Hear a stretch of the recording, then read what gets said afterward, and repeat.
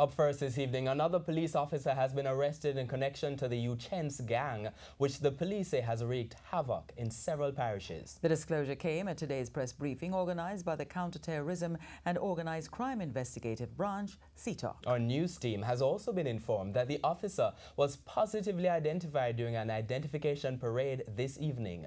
Details from TVJ's Anthony Lugg. Just 2 weeks ago, the Counter-Terrorism and Organized Investigative Branch, CTOC, announced that 25 persons, including a police officer, had been arrested in connection to the Uchense gang, which has been linked to crimes such as murder, shooting, robbery, and rape in 7 parishes.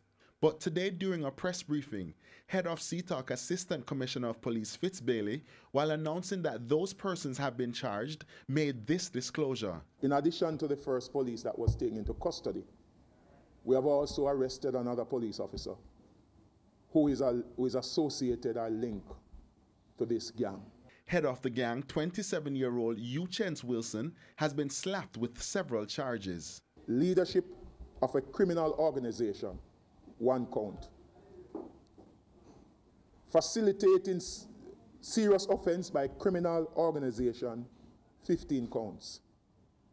Illegal possession of firearm, 5 counts. The others have been charged with the offenses of being a part of a criminal organization and knowingly obtaining a benefit from a criminal organization. Corporal Lloyd Knight has been charged with accessory before the fact in the carrying out of a serious offense by a criminal organization.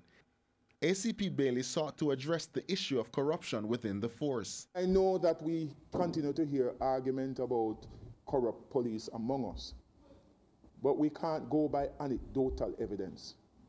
We have to go by hard evidence. And once we get the evidence, I can assure the public that the JCF and the Commissioner is committed to ensure that where the evidence lead against a police officer, that person is brought to justice. The accused are scheduled to appear before the Supreme Court on Wednesday. Anthony Lugg, TVJ News.